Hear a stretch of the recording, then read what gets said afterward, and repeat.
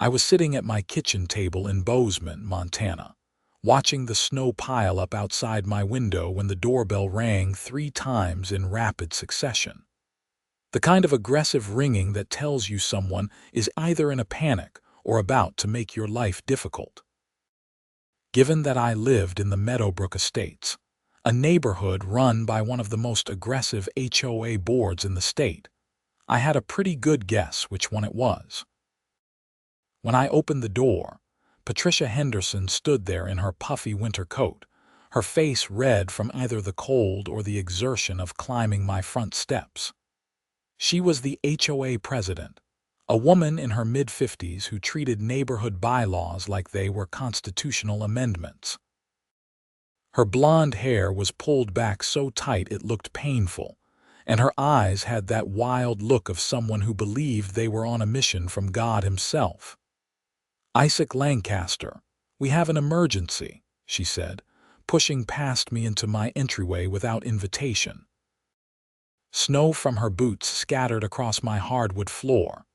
"Good morning to you too, Patricia," I said, closing the door against the bitter wind. "What can I do for you?" "There is a medical emergency at the Chen residence. Evelyn Chen's mother has fallen and possibly broken her hip. The ambulance cannot get through the roads because of this blizzard, and we need your snowmobile to transport her to the main road where emergency services are waiting." I felt my stomach drop. Mrs. Chen was a sweet elderly woman who always waved when she saw me outside. The thought of her injured and in pain made me want to help immediately. But I also knew my insurance policy inside and out, and what Patricia was asking was impossible. I want to help, Patricia. I really do. But my insurance specifically prohibits anyone except licensed riders from operating my snowmobile. I can drive her myself, but nobody else can take it. Patricia's face went from red to nearly purple. This is a life or death situation. The HOA is demanding you turn over your snowmobile immediately. We have several volunteers ready to drive. Are any of them licensed to operate a snowmobile? That is completely irrelevant in an emergency situation. Actually, it is completely relevant. My insurance policy is crystal clear on this. If an unlicensed operator takes my snowmobile and gets into an accident, I am personally liable for all damages. We are talking potentially hundreds of thousands of dollars in liability. I will drive Mrs. Chen myself, but I cannot hand over my property to someone else. I was already reaching for my coat as I spoke. Despite the insurance issue, there was no question in my mind about helping. I had owned my ski-doo expedition for 3 years, and I had specifically purchased it for situations like this. Montana winters were brutal, and having reliable transportation when roads became impassable was not just a luxury but a necessity. Patricia held up her hand like a traffic cop. "Absolutely not. The HOA has designated Robert Sullivan as the driver. He has experience with motorcycles and assures us he can handle a snowmobile." Experience with motorcycles means nothing. Snowmobiles are completely different machines, and again, my insurance prohibits this entirely. I am happy to help. I am ready to help right now, but I am the only one who can legally operate my vehicle. Your HOA agreement stipulates that in times of emergency, residents must provide reasonable assistance to other residents. Refusing to hand over your snowmobile is a violation of Section 12, Paragraph 4 of the Community Guidelines. I grabbed my keys from the hook by the door. I am not refusing to help. I am offering to drive. That is reasonable assistance. What you are asking me to do is commit insurance fraud and potentially bankrupt myself. Now, can we please stop arguing and go help Mrs. Chen? Patricia stepped in front of the door, blocking my path. She was a full head shorter than me, but she planted herself like she was made of concrete. "The HOA board held an emergency meeting 15 minutes ago. We have voted unanimously that Robert Sullivan will operate your snowmobile. If you refuse to comply, you will be fined $1,000 per day until you surrender the vehicle. You cannot fine me for refusing to break my insurance contract. That is not legally enforceable. The HOA bylaws give us broad authority in emergency situations. You signed these bylaws when you purchased your home. You agreed to abide by them. I felt anger rising in my chest, but I forced myself to stay calm. An elderly woman needed help, and I was standing in my entryway arguing with a power-drunk HOA president instead of already being on my way to help her.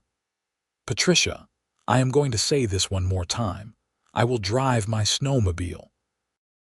I will transport Mrs. Chen to the ambulance.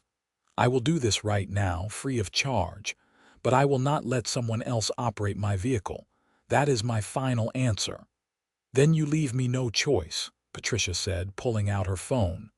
Robert, come inside. Mr. Lancaster is refusing to cooperate.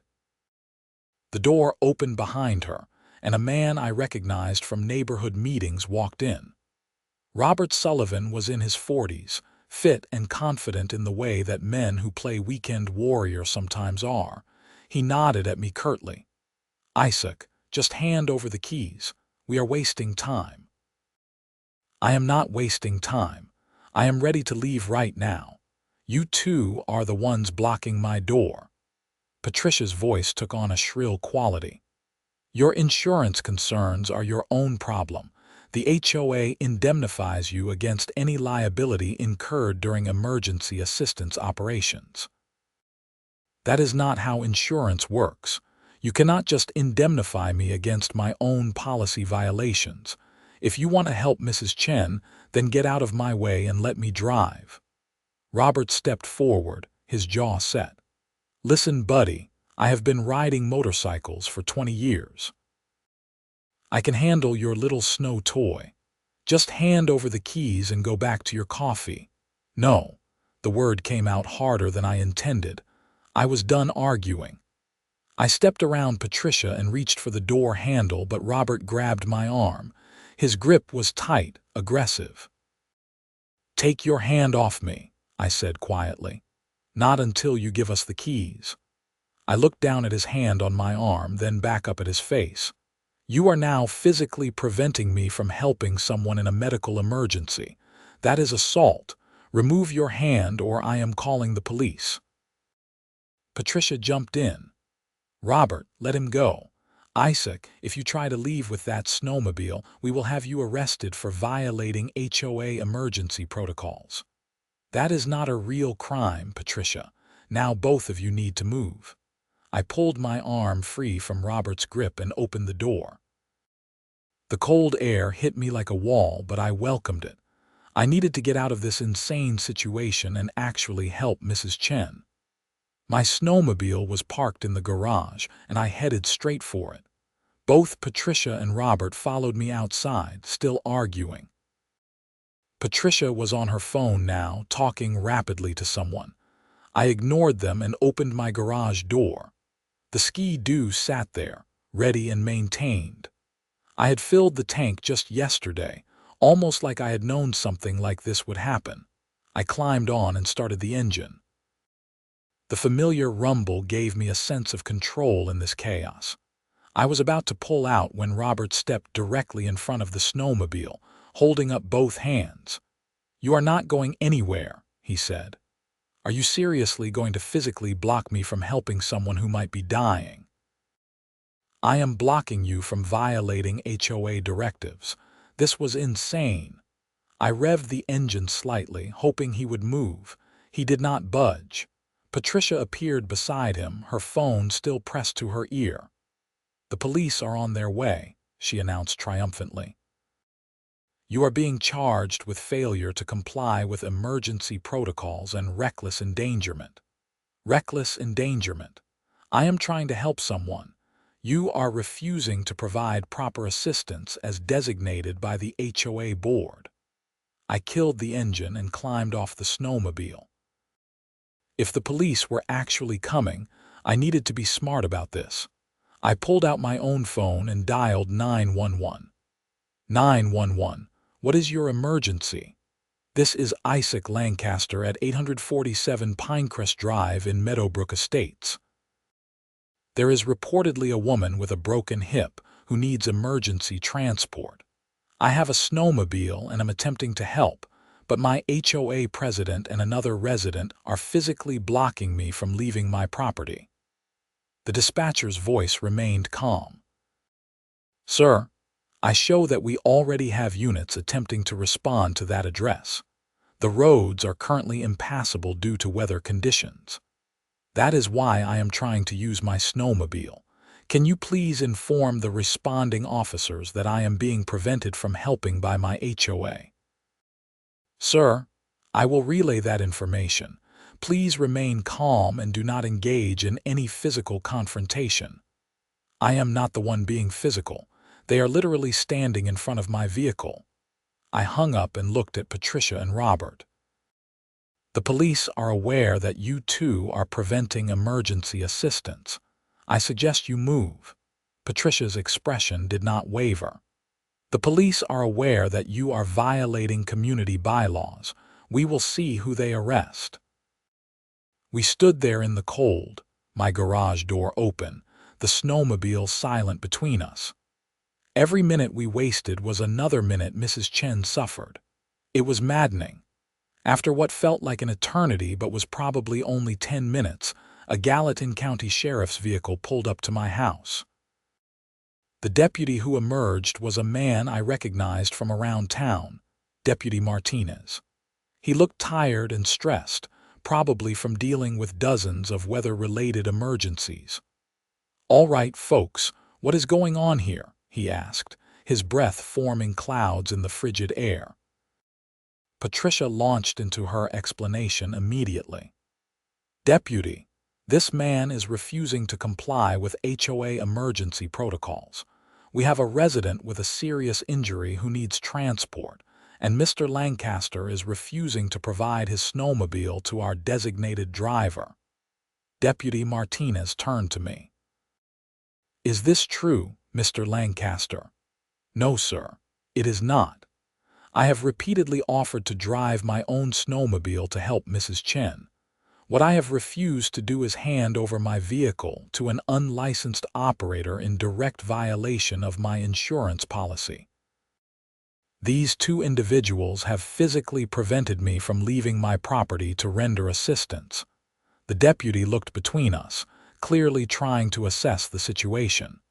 "Mr. Lancaster, can you show me your insurance policy?" "Absolutely." I pulled out my phone and opened my insurance app. Within seconds, I had the relevant section pulled up. Right here, Section 4, Paragraph 2, vehicle may only be operated by policyholders or individuals specifically named and approved on this policy. Operation by any unlicensed or unapproved individual immediately voids all coverage and renders policyholder personally liable for any and all damages, injuries, or deaths resulting from said operation. Deputy Martinez read it carefully, then looked at Patricia. "Madam, does your designated driver have a snowmobile license? He has extensive motorcycle experience," Patricia said. "That is not what I asked. Does he have a valid snowmobile operator's license as required by Montana state law?" Robert spoke up. "I do not, but that is a technicality. I am perfectly capable of operating the machine." "It is not a technicality, sir. Montana law requires all snowmobile operators to complete a safety course and obtain proper licensing.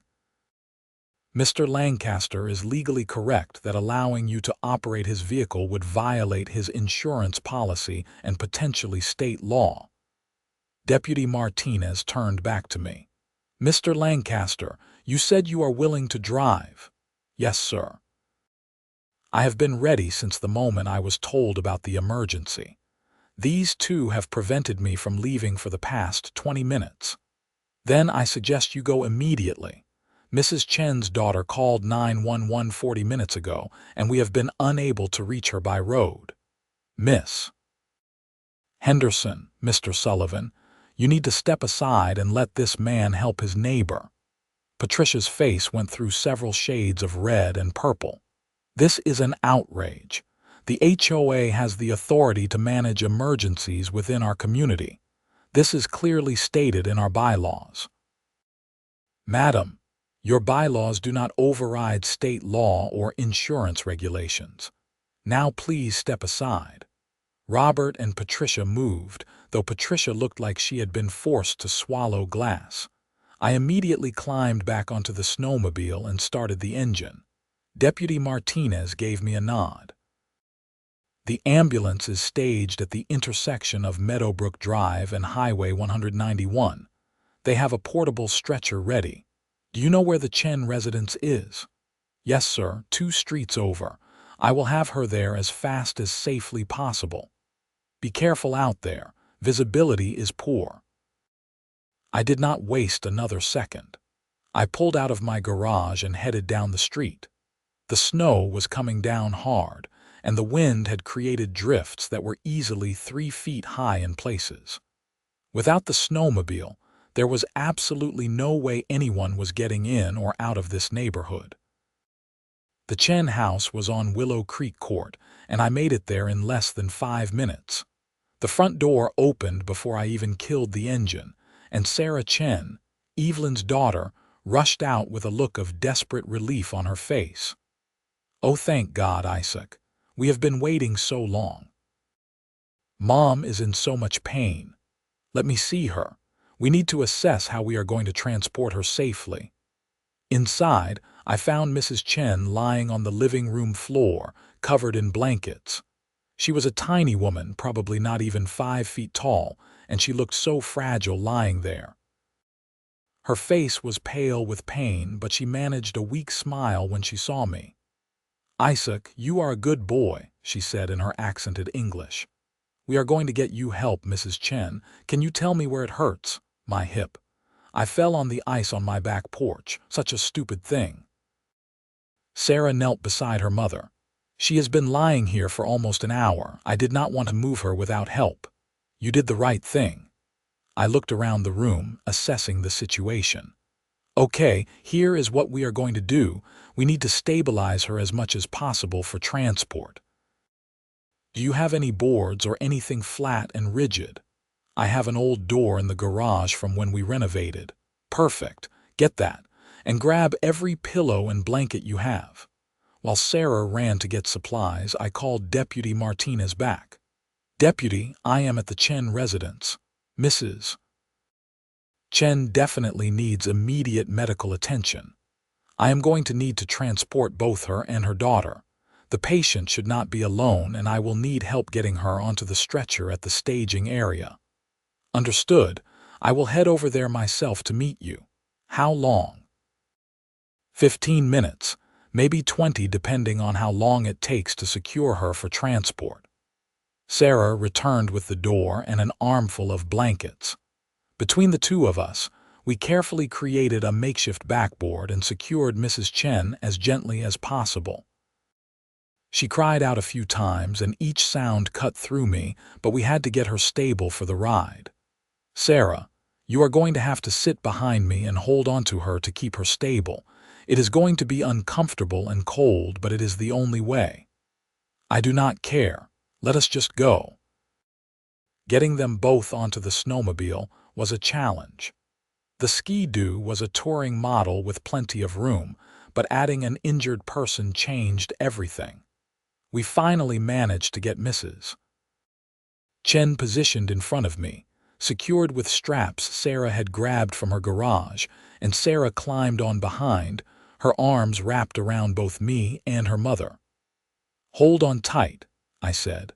I am going to go as smooth as possible, but it is rough out here. The ride to the staging area was the longest 15 minutes of my life. Every bump made Mrs. Chen groan, and I could feel Sarah crying behind me, her body shaking with more than just the cold. The visibility was terrible, and I had to navigate around drifts and debris that the wind had scattered across the roads. When we finally reached the staging area, Deputy Martinez was there along with two EMTs and their ambulance. They had a proper stretcher ready, and within minutes, they had Mrs. Chen transferred and loaded into the ambulance. Sarah climbed in with her mother, giving me a quick, tight hug first. "Thank you, Isaac. Thank you so much. Just take care of your mom. Let me know how she is doing when you can." The ambulance pulled away, lights flashing, and I was left standing in the snow with Deputy Martinez. "Good work," he said. "You might have saved her life. Hip fractures in elderly patients can lead to serious complications if not treated quickly. I just wish I could have gotten there sooner." Patricia and Robert wasted so much time. "About that," Deputy Martinez said, his expression becoming more serious, "I am going to need you to come down to the station when this weather clears and file a formal statement. What they did, physically preventing you from rendering emergency assistance, that is potentially a criminal matter. I just want to make sure nothing like this ever happens again. I understand. For now, get home safely. This storm is supposed to last another 6 hours at least." I rode back to my house slowly, exhausted and angry. The adrenaline was wearing off, and I was starting to feel the cold that had seeped into my bones during the rescue. When I pulled into my garage, I noticed that Patricia's car was parked in front of my house. She was waiting on my front porch. "We need to talk," she said as I approached. "I have nothing to say to you, Patricia. You delayed emergency care for an injured woman because of a power trip. The HOA board is meeting tomorrow evening. You are required to attend to answer for your insubordination and failure to comply with emergency protocols." I stopped at my front door and turned to face her. "Let me make this very clear. I will not be attending your kangaroo court. I did nothing wrong. I helped a neighbor in need while you and Robert played dictator. If you want to fine me, go ahead. I will see you in actual court, where a real judge can explain to you how insurance law and state regulations work. This is not over, Isaac." "Yes, Patricia, it is. Now get off my property." She left, but I knew she meant what she said. The HOA was going to come after me for this, and it was going to get ugly. The next day the storm had passed, leaving Bozeman under 2 feet of fresh snow. The roads were being cleared, and life was slowly returning to normal. I called the hospital and learned that Mrs. Chen was in stable condition. Her hip was fractured, but she was going to recover. Sarah thanked me again, her voice thick with emotion. I spent the day documenting everything that had happened. I wrote out a detailed timeline, gathered my insurance documents, and even pulled the HOA bylaws to review exactly what they said about emergencies. Nothing in the bylaws gave them the authority to commandeer private property, and nothing gave them the right to override insurance requirements or state law. That evening, true to her word, Patricia sent me an email informing me that I was being fined $5,000 for willful violation of emergency protocols and insubordination to HOA authority. The email also informed me that I was required to attend a disciplinary hearing the following week. I forwarded the email to my attorney, Marcus Foster, a friend from college who specialized in property law. He called me within an hour. "Isaac, this is one of the most absurd things I have ever read," Marcus said, and I could hear the disbelief in his voice. "They are actually trying to fine you for following your insurance policy and state law, apparently. Can they do this? Absolutely not. HOA bylaws are binding contracts, but they cannot override existing law. What they are trying to do is not only unenforceable, it is potentially actionable. You might have grounds to sue them. I do not want to sue anyone, I just want them to leave me alone. I understand, but you need to protect yourself. Let me send them a cease and desist letter. If they persist, we will take further action. Do what you think is best." Marcus sent the letter the next day. It was a masterpiece of legal writing that politely but firmly explained that the HOA's actions were illegal, their fine was unenforceable, and any further harassment would result in immediate legal action. He included citations of Montana state law, insurance regulations, and even case precedent from similar situations. I thought that would be the end of it. I was wrong. 3 days later, I received a notice that the HOA had placed a lien on my property for unpaid fines. They had escalated the fine to $10,000 and were claiming I owed an additional $15,000 in emergency response costs because I had refused to allow their designated driver to use my snowmobile. Marcus was furious when I showed him the lien notice. "This is harassment. They are trying to bully you into compliance. We are filing a lawsuit immediately. Are you sure that is necessary? Isaac, they have placed an illegal lien on your property. That affects your ability to sell, refinance, or even get certain types of credit. This is not a minor issue anymore. They have committed what could be considered fraud." The lawsuit we filed was comprehensive. We sued the HOA board for harassment, filing a fraudulent lien and tortious interference.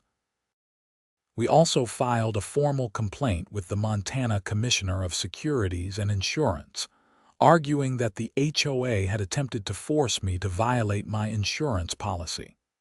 The response from the HOA was swift and aggressive.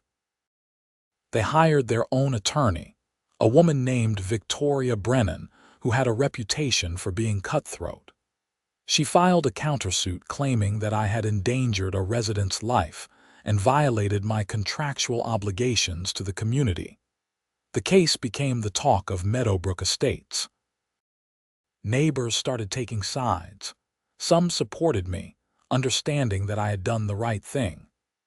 Others, particularly those who were close to Patricia, believed I had been selfish and difficult during an emergency. One evening, about 2 weeks after the incident, I found a note taped to my door. It was from my neighbor, David Price, who lived 3 houses down. "Isaac, thank you for standing up to the HOA. Patricia has been a tyrant for years and someone needed to finally push back. Many of us support you even if we cannot say so publicly. Please do not give up." The note gave me some comfort, but the stress of the situation was taking its toll. I was sleeping poorly, constantly checking my phone for updates from Marcus, and generally feeling like I was under siege in my own home. The preliminary hearing was scheduled for 6 weeks after the incident. Both sides would present their basic arguments, and the judge would decide whether there was enough merit to proceed to trial. The night before the hearing, Sarah Chen called me. "Isaac, I heard about the lawsuit. I want to testify on your behalf. What Patricia did was wrong, and everyone needs to know that you saved my mother's life. Sarah, I appreciate that, but I do not want to drag you into this mess. You are not dragging me anywhere. I am volunteering. My mother wants to testify too once she is recovered enough. You were there for us when we needed help. Let us be there for you now." Her words meant more than I could express. "Okay, I will have Marcus reach out to you." The hearing took place at the Gallatin County Courthouse on a cold February morning. The courtroom was smaller than I expected, and it was packed with people from my neighborhood. Patricia sat at the defendant's table with Victoria Brennan and the other HOA board members, Robert Sullivan, Margaret Foster, and Dennis Wright. Judge Andrea Thompson presided. She was in her 60s, with gray hair and a no-nonsense expression that made me think she did not suffer fools gladly.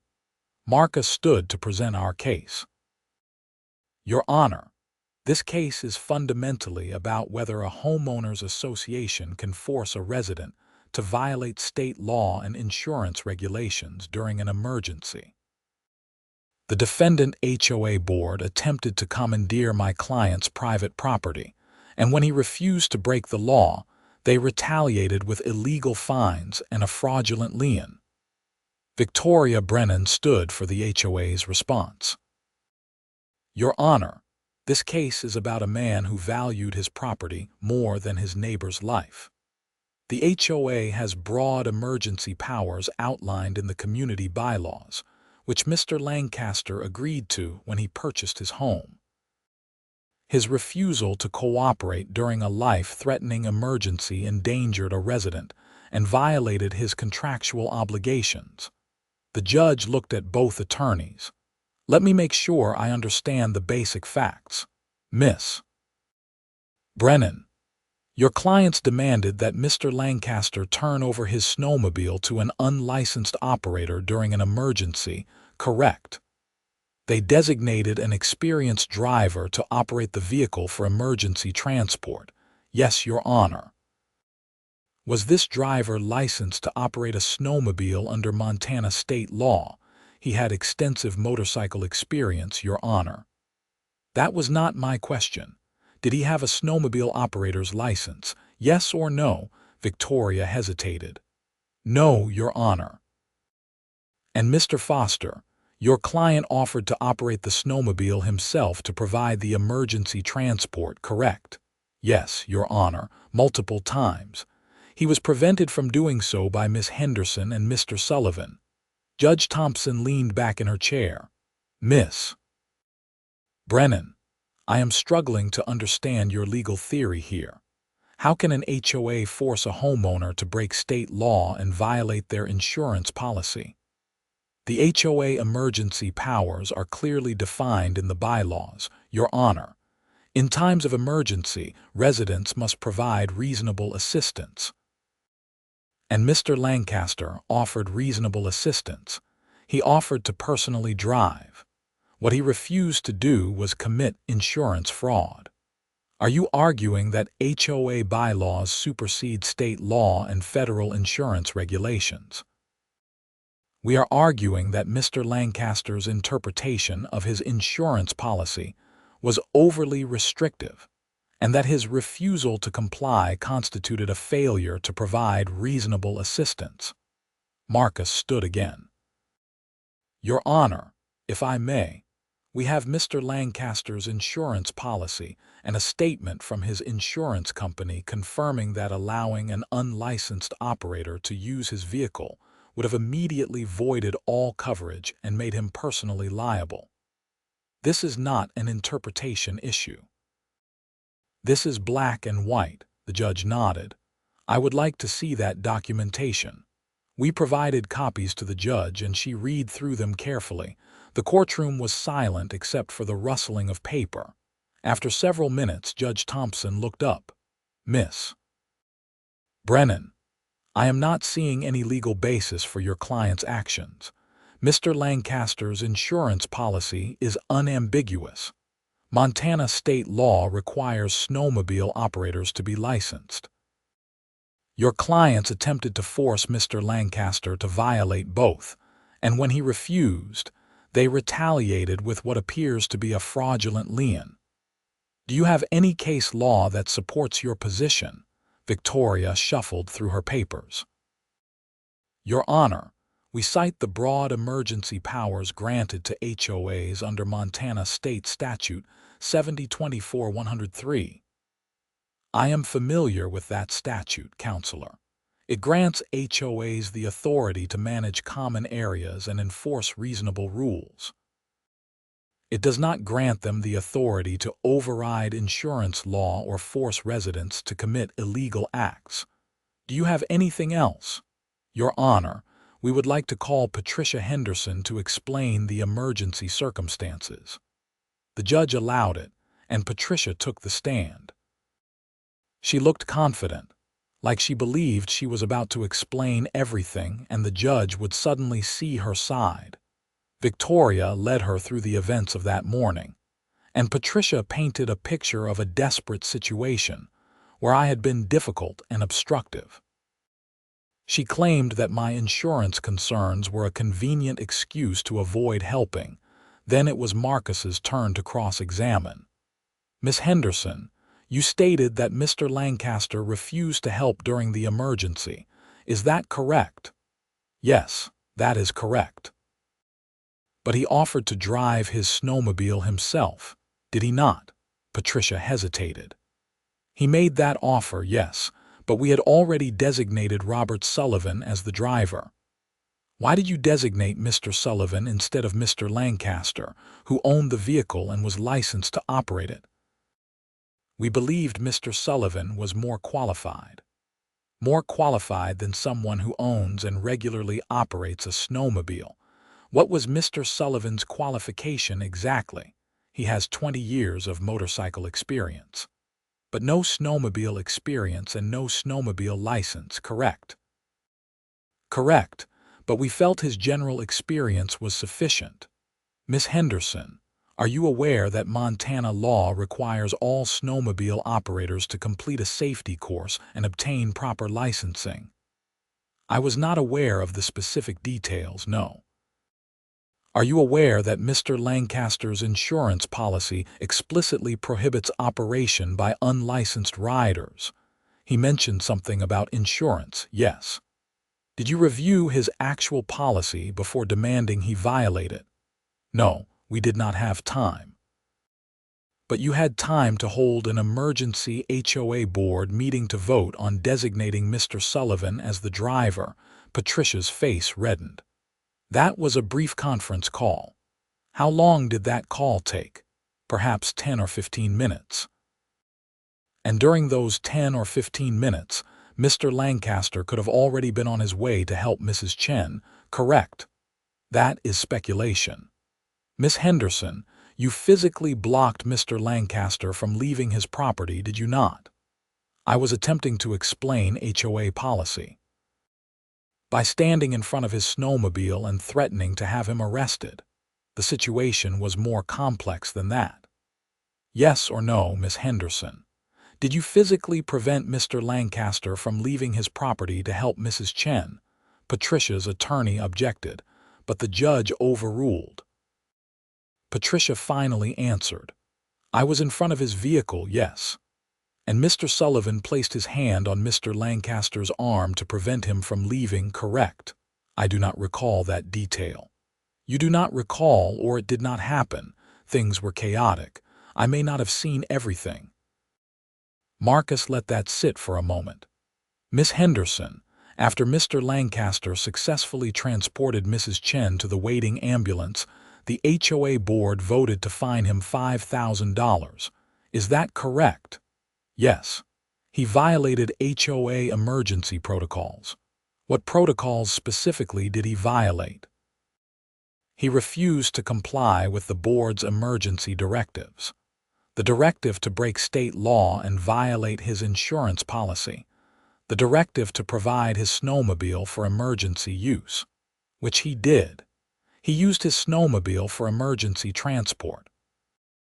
He simply refused to let an unlicensed operator take it. That is not a violation, Miss Henderson. That is common sense." The cross-examination continued, and by the end, Patricia looked considerably less confident. Marcus was methodical and precise, dismantling every argument she made. Then we called Sarah Chen to the stand. She was emotional but clear in her testimony. "Mr. Lancaster saved my mother's life," she said, her voice shaking. "He came immediately when we needed help. If anyone delayed that help, it was Miss Henderson and Mr. Sullivan, who spent 20 minutes arguing instead of letting Isaac do what he was trying to do all along." The judge asked her a few questions, and Sarah's answers were compelling. She explained how frightened she had been, how much pain her mother was in, and how relieved she was when Isaac finally arrived. After Sarah's testimony, the judge called for a recess. When we returned, Judge Thompson had clearly made up her mind. "I have reviewed all the evidence and testimony presented today," she began. "The facts of this case are straightforward. Mr. Lancaster attempted to provide emergency assistance to a neighbor in need. He offered to personally operate his snowmobile to transport an injured woman to medical care. He was prevented from doing so by HOA board members, who insisted that an unlicensed operator take his vehicle instead, in direct violation of state law and his insurance policy. The judge looked directly at Patricia and the other board members. The actions of the HOA board in this matter were not only unreasonable but potentially criminal. You physically prevented a man from rendering emergency aid, and then you retaliated against him for ultimately succeeding in providing that aid. Your fine was baseless, and your lien was fraudulent. Victoria started to object, but the judge held up her hand. "I am not finished, counselor. The lien placed on Mr. Lancaster's property is hereby declared void and fraudulent. The HOA board is ordered to remove it immediately and to cease all collection efforts. Furthermore, I am awarding Mr. Lancaster attorney's fees and damages in the amount of $50,000. Patricia gasped audibly. The other board members looked stunned. Additionally, Judge Thompson continued, I am referring this matter to the Gallatin County Attorney's Office for potential criminal charges. Physically preventing someone from rendering emergency aid could constitute false imprisonment and reckless endangerment. Filing a fraudulent lien is potentially criminal fraud. The judge dismissed the HOA's countersuit with prejudice, meaning they could not refile it. We had won completely. Outside the courthouse, Marcus was elated. That was about as thorough a victory as you can get. The judge destroyed them. What happens next? I asked. The HOA has to pay you $50,000. They have to remove the lien, and they need to seriously consider whether they want to continue this fight because the county attorney might file criminal charges. Sarah was waiting outside with her mother, who was using a walker but otherwise looked well. Mrs. Chen gave me a careful hug. You are a good man, Isaac. Thank you for helping me and for standing up to those bullies. I am just glad you are okay, Mrs. Chen. Over the next few weeks, things moved quickly. The county attorney did indeed pursue charges against Patricia and Robert. They were both charged with false imprisonment for physically preventing me from leaving my property, and Patricia was additionally charged with filing a fraudulent lien, which was a felony in Montana. The charges made news throughout Bozeman. The local newspaper ran a story with the headline, HOA President Charged After Blocking Emergency Rescue. The story went into detail about what had happened, and public opinion was overwhelmingly against the HOA board. Within days, residents of Meadowbrook Estates began circulating a petition to recall the entire board. The petition gathered the required signatures in less than a week. Patricia, Robert, Margaret, and Dennis were all removed from their positions. A special election was held to replace them, and the new board was made up of reasonable people who promised to review and reform the HOA's policies. One of their first acts was to apologize to me publicly, and to Mrs. Chen and Sarah for what had happened. The criminal case against Patricia and Robert went to trial 4 months later. I had to testify, as did Deputy Martinez and Sarah Chen. The trial was brief because the facts were not in dispute. Both defendants had admitted to their actions. They just tried to argue that their intentions were good. The jury did not buy it. Patricia was convicted of false imprisonment and felony fraud for the lien. She was sentenced to 2 years of probation, 500 hours of community service, and ordered to pay restitution. Robert was convicted of false imprisonment and received 1 year of probation and 200 hours of community service. More importantly for the community, Patricia was permanently barred from serving on any HOA board in Montana. Her reign as HOA tyrant was over for good. The $50,000, The HOA had been ordered to pay me arrived 6 weeks after the initial hearing. I donated half of it to the local volunteer rescue squad and used the other half to establish a fund for elderly residents in Meadowbrook Estates who needed assistance with emergency preparedness. Mrs. Chen made a full recovery from her hip fracture. She invited me over for dinner regularly, and her cooking was incredible. Sarah and I became good friends, and she told me repeatedly that she felt guilty about everything I had gone through. "Do not feel guilty," I always told her. "I would do it again in a heartbeat. Your mother needed help, and I was able to provide it. Everything else was just noise." The new HOA board actually turned out to be great. They revised the emergency protocols to explicitly state that property owners could not be forced to violate laws or insurance policies. They also created a community emergency response plan that included training for volunteers and a registry of residents with specialized equipment like snowmobiles, four-wheel drive vehicles, and medical training. One unexpected positive outcome was that the community came together in a way it never had before. The whole situation had exposed how divided we had become under Patricia's leadership. People started talking to each other again, hosting block parties, and actually acting like neighbors instead of just people who lived near each other. I kept my snowmobile, of course, and it became a source of pride in the neighborhood rather than controversy. That winter, I used it twice more to help neighbors during storms, and both times everyone was grateful and respectful. The new HOA even asked me to lead a snowmobile safety course for other residents who were thinking about getting their own machines. Marcus and I remained good friends, though he joked that he hoped I would stay out of trouble from now on. "Not every lawyer gets a case this interesting," he said, "but I would prefer my friends not need my services quite so dramatically." About a year after everything happened, I was sitting on my porch on a sunny Saturday morning when I saw Patricia walking down the street. She had moved to a different neighborhood after everything went down, so seeing her was a surprise. She looked older, tired. When she saw me, she paused, then walked up my driveway. "Hello, Isaac," she said quietly. "Patricia." There was an awkward silence. Then she spoke. "I wanted to apologize for everything. I was wrong. I let my ego and my desire for control override common sense and basic human decency. You were trying to help and I made it about power and authority. I am sorry." I studied her face, looking for any sign that this was not genuine. I did not find any. "I appreciate you saying that.